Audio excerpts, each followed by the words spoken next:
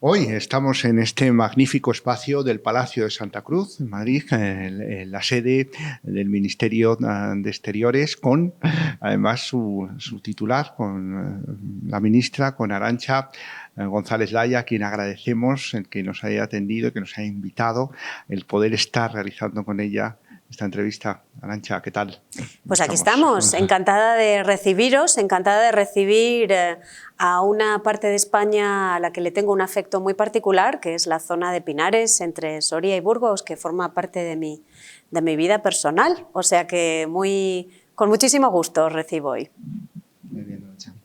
Pues muchas gracias por atendernos y una pregunta obligada. ¿Cómo ves la situación actual del COVID? ¿Cómo lo ves? ¿Qué opinas? ¿Esto va a acabar algún día o está lejos de terminar?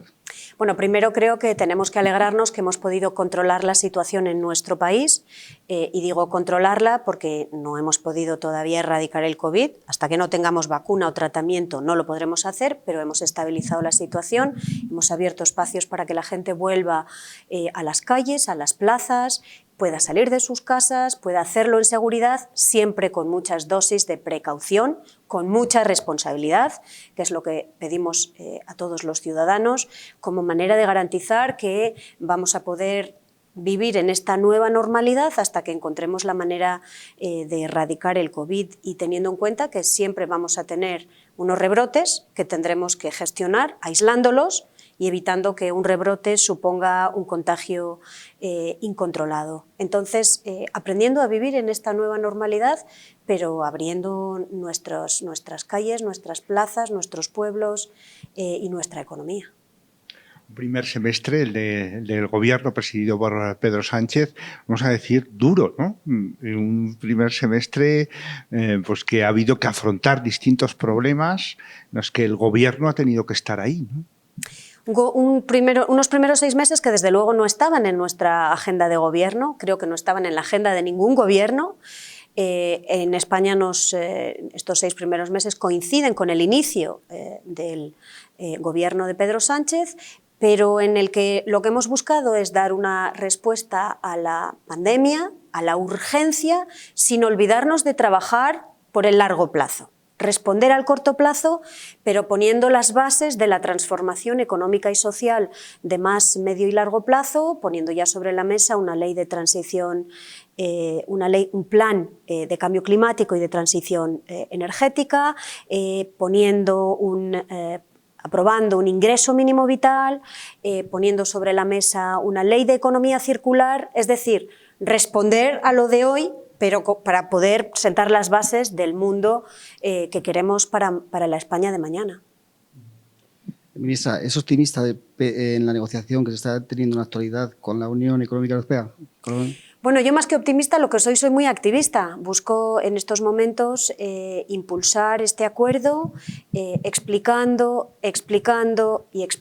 que esto no es una caridad del norte hacia el sur, sino que esto es el interés común de todos los europeos, el hacer una inversión común para que nuestro mercado, el mercado de todos los europeos, que es el mercado único europeo, pueda ayudarnos a todos, a empresas y a trabajadores a salir de esta crisis y que podamos hacerlo más rápido porque hemos hecho esta inversión común. Este es el mensaje que busco dar, este es el mensaje del Gobierno, este es el mensaje del presidente del Gobierno que está dando la batalla para conseguir que este fondo de recuperación se haga realidad lo antes posible.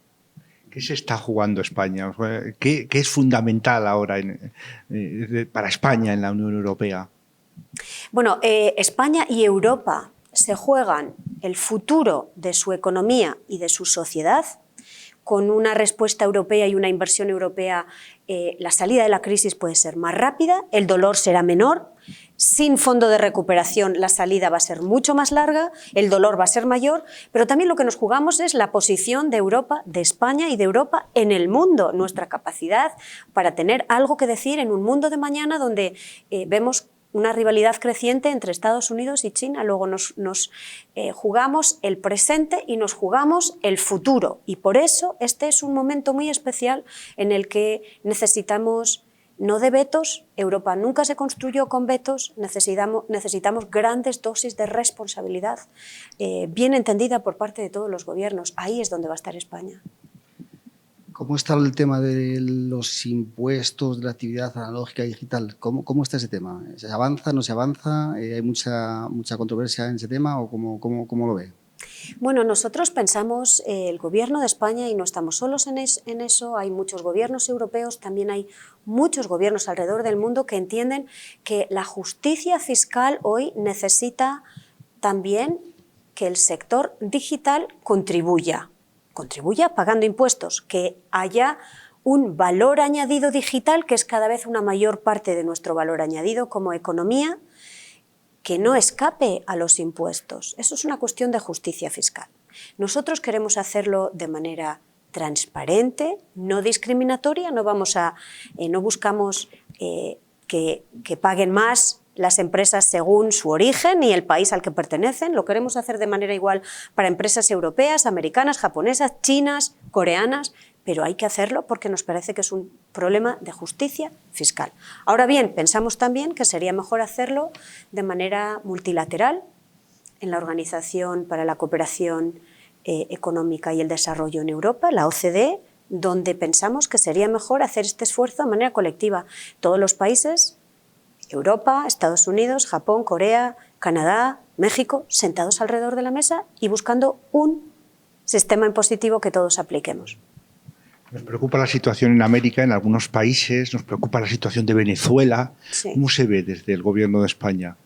Con gran preocupación, porque la situación humanitaria está empeorando. Por eso nosotros hemos, hace apenas unas semanas, convocado una gran reunión de donantes de países de todo el mundo que han querido contribuir a ayudar a resolver la situación de extrema necesidad por la que pasan los más de 5 millones de refugiados venezolanos que se encuentran muchos en países vecinos. También hemos tomado medidas desde España para acompañar la respuesta humanitaria dentro de Venezuela, y queda una gran tarea pendiente, que es la gran tarea de los venezolanos, de buscar una salida política negociada a la crisis política en la que vive el país desde hace ya unos años, y que nosotros buscamos impulsar a través del diálogo, pero en la cual los actores fundamentales son la oposición y el gobierno venezolano, todos ellos que necesitan encontrar esta salida democrática a la crisis política en Venezuela. Ministra, también queríamos preguntar sobre diferentes fuentes internacionales. Hemos conocido una agresión de Armenia hacia Azerbaiyán. ¿Cuál es la postura del Gobierno, la postura de la Unión Europea? Bueno, la postura de la Unión Europea es llamar a Armenia y Azerbaiyán a la calma, llamar a la pacificación, a desescalar las tensiones que se han generado, a desde luego evitar derramamientos de sangre. En Europa pensamos que el método para resolver las diferencias nunca puede ser el atacar al vecino o al que uno tiene enfrente, sino buscar la salida a través del diálogo. Es un mensaje que el alto representante ha enviado de una manera bastante contundente en nombre de todos los países europeos y que yo quiero reiterar. Tenemos a veces a nuestro país y a países del entorno en vilo por las contradicciones de Donald Trump, ¿no? al frente de uno de los países, digamos, referencia, ¿no? en la economía mundial. Bueno, compartimos con la administración americana la preocupación por las crecientes desigualdades en nuestras sociedades. Hemos visto cómo el 1% de nuestras sociedades se hacía más rico, el 99% sufría de crecientes desigualdades. Eso lo hemos visto de una manera muy aguda en Estados Unidos, también lo hemos visto en Europa, también lo vemos en España. Compartimos la preocupación por el hecho de que muchos de nuestros ciudadanos no sientan que nuestros sistemas democráticos ofrecen respuestas a sus problemas y que la situación de sus hijos estará mejor que la situación de los padres hoy. Pero discrepamos en la manera en la que tenemos que buscar una mayor igualdad y una mayor justicia social. Nosotros pensamos que eso hay que hacerlo de una manera colaboradora, cooperativa, buscando consenso, buscando impulsar espacios multilaterales de entendimiento que nos van a ayudar a asegurarnos que ningún país y ningún ciudadano se quede atrás, y no nos gustan mucho, quizás porque sentimos que no son muy eficaces las soluciones unilaterales en las que se busca dar una respuesta únicamente en clave nacional. Creemos que la interdependencia de nuestras economías necesita hoy de soluciones más multilaterales, más consensuales, y eso es lo que buscamos modestamente impulsar desde España. Esta crisis que tenemos del COVID, al final creemos todo el mundo que acabará en una crisis económica. ¿Será una crisis económica con secuelas a largo plazo o no sabemos hasta que no veamos cómo va el tema de los brotes que pueda surgir? Como es una cosa que desconocemos un poco de dónde va a acabar. Sí, es difícil, y lo que sí sabemos es que esta es una pandemia que poco a poco ha ido afectando a todos los países del planeta, que ha paralizado nuestras economías, y no solo eso, además ha creado una sensación de inseguridad en nuestra ciudadanía. De alguna manera nos ha robado también nuestra confianza. Y para encararse a un futuro en donde hay unas grandes transformaciones digitales, ecológicas, de rivalidades internacionales, y lo estamos viendo en todas nuestras fronteras de la Unión Europea, esa falta de confianza puede hacernos mucho daño en futuro. Por eso creo que lo urgente ahora es restablecer esta confianza. No lo podemos hacer de manera total, no lo podremos hacer hasta que no tengamos vacuna y tratamientos, pero sí que podemos hacerlo buscando confianza en la economía. Por eso este Fondo de Recuperación Europeo es tan importante, porque es una señal de todos los gobiernos de la Unión Europea hacia sus ciudadanos, que quieren restablecer este vínculo de confianza del ciudadano con sus gobernantes, porque entienden que sus gobernantes están tomando las medidas que van a ayudar a la salida de la crisis y a afianzar esta economía y esta sociedad que todos queremos a futuro. Eso es lo que nos estamos jugando en estos momentos. Estamos en esta entrevista con Arantxa González Laya, con la ministra, a quien agradecemos el que nos haya hoy permitido estar aquí en el Palacio de Santa Cruz. Y sí que nos gustaría conocer, ministra, a nivel personal, cómo está resultando estos meses, cómo está viviendo esta experiencia al frente de Exteriores. Bueno, pues han sido meses muy intensos, donde el COVID no nos ha dado tregua, donde además desde un Ministerio de Asuntos Exteriores, cuya misión es también ocuparse no solo de lo que ocurre en España, sino también de los miles de ciudadanos españoles que estaban repartidos por todo el mundo, lo hemos vivido 24 horas sobre 24, muy intensamente.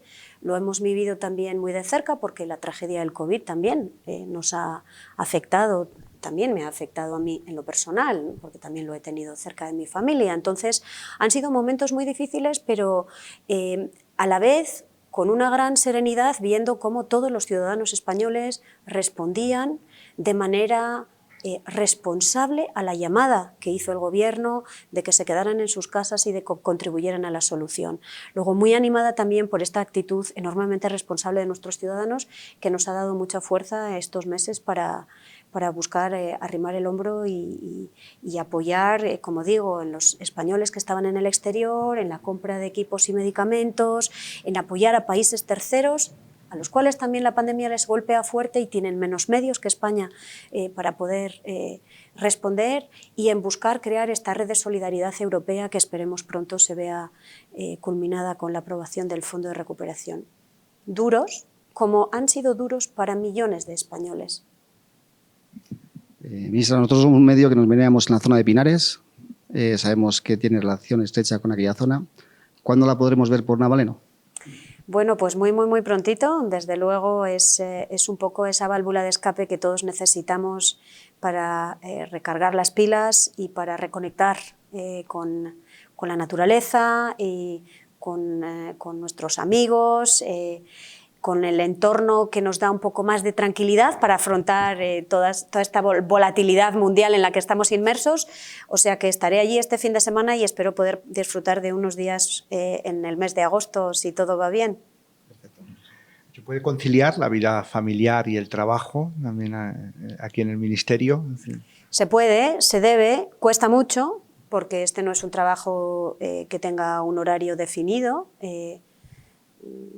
Se termina muy tarde con los países que están en el oeste y empieza muy pronto con los países del mundo que están en el este.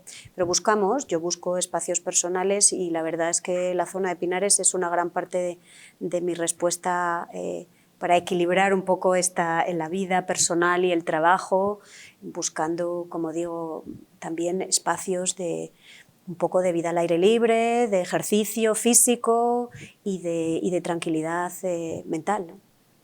Claro, porque ahora desde el Ministerio es totalmente diferente y está sometida a una exposición pública. Sí. ¿Esto lo lleva bien? Más o menos. A mí, yo siempre he tenido, desde hace muchos años, responsabilidades políticas en organismos internacionales, pero en medios donde yo podía seguir siendo una ciudadana anónima. Y ahora es verdad que estoy expuesta a un escrutinio público al que no estaba acostumbrada y que llevo más o menos bien. Pero bueno, de todo se aprende, o sea que buscamos... Y hay sitios todavía donde uno puede ser mucho más anónimo, entonces los busco con gran interés. Estos pinares sorianos son un gran aliado en esto. Hay un aprendizaje continuo, ¿no? Una experiencia que se va formando también, ¿no? Y que luego puede ser un gran valor, ¿no? Sí, esto es un trabajo donde uno... Y eso forma parte de la belleza del trabajo de una ministra de Asuntos Exteriores que además tiene las responsabilidades de Unión Europea y de cooperación al desarrollo. Es un aprendizaje constante.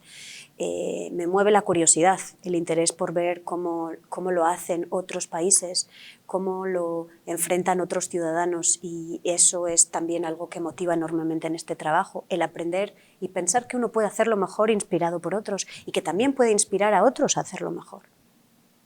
Muy bien, Mirza. En nuestra zona la gente está un poco desanimada con el tema de la despoblación. Parece que faltan infraestructuras, parece que faltan telecomunicaciones, parece que nos falta todo. ¿Qué más podemos hacer o por dónde podemos enfocar los tiros para que al final la gente de aquella zona se sienta un poco más aliviada? Bueno, hemos vivido en España movimientos muy pendulares. Hubo una época en la que lo moderno era marcharse del campo, de las zonas más...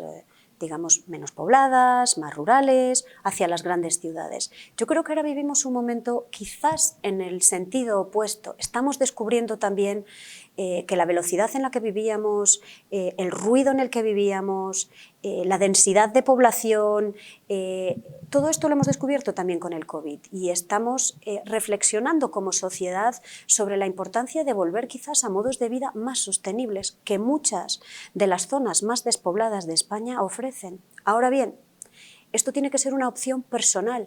Y una opción personal tiene que estar basada en la igualdad de oportunidades. Y el problema ahora es que no existe esa igualdad de oportunidades. Y lo que me parece que es más urgente en nuestro país es que la decisión de un ciudadano no se pueda basar en la falta de igualdad de oportunidades.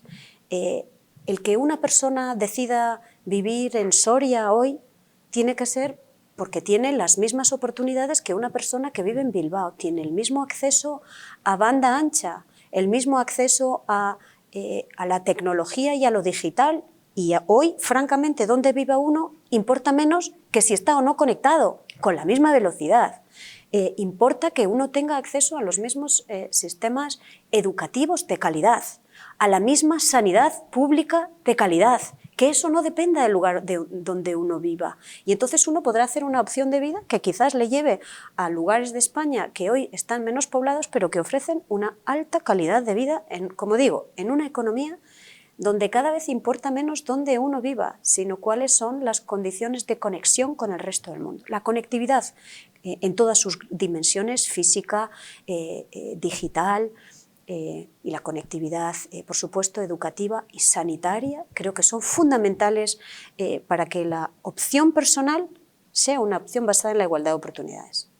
A medio camino entre esa opción personal y la conectividad, ahí tenemos al Centro de Estudios Estratégicos e Internacionales que ha apostado también por nuestra zona, el Centro de Nontoria del Pinar, y que supone, creemos, pues un punto importante para que se nos pueda oír, ¿no? Y se nos conozca mejor. Bueno, eso demuestra que lo que importa en el mundo de hoy no es tanto el lugar, y Ontoria es perfecta como lugar, yo lo conozco y me parece perfecto, lo que importa es la capacidad analítica, la capacidad de entendimiento, la materia gris de los ciudadanos y su capacidad, la capacidad de centro de Ontoria y El Pinar para conectarse con otros centros alrededor del mundo. Hoy eso lo puede hacer si tiene acceso a una conectividad digital, con un acceso a banda ancha rápida, que le puede conectar con un instituto de características similares, un centro de investigación de características similares en América Latina, en África, en Asia o en Rusia. Lo que importa es la materia gris y la conectividad. Entonces, aplaudo la decisión de Ontoria y El Pinar de haber hecho esta apuesta estratégica, porque eso también muestra la riqueza que tenemos en nuestro país, que no estamos apalancando. Yo, abusando de la confianza que nos ha demostrado, sí que la invito pues, tanto a la inauguración de las obras de la Fundación, así como nosotros somos un medio comarcal que vamos avanzando poquito a poco, sacamos un periódico, hemos sacado un estudio de radio, ahora estamos acabando un estudio de televisión. Entonces sí que la invito, si su agenda lo permite, pues cuando acabemos los estudios de televisión, pues a inaugurarles. Pues me comprometo desde ya a estar con vosotros en la inauguración de ese estudio. Algo que yo he aprendido, yo nací en una parte muy despoblada de Guipúzcoa, en el corazón de Guipúzcoa. He pasado una gran parte de mi vida en zonas menos pobladas. A pesar de tener responsabilidades globales, entiendo lo importante que es hoy asegurarnos que todas estas zonas, todos estos territorios y todas estas poblaciones de nuestro país sirven a este esfuerzo colectivo de país. Eso también es nuestro país. O sea que ahí voy a estar. Muy bien. Le agradecemos a Arantxa González Daya el que nos haya permitido y estar aquí, que podamos charlar de manera distendida sobre diferentes temas para pues, los lectores, los seguidores de Tu Voz en Pinares. Y bueno, como ya le conocíamos, pues ya sabíamos un poco sobre su carácter, su talante y pues nos queda eso. Volver a insistir en ese agradecimiento, Arantxa, y que siempre pues, nos tendrás también a tu servicio. Pues muchísimas gracias y espero veros pronto en Pinares. Muy bien, muchas gracias.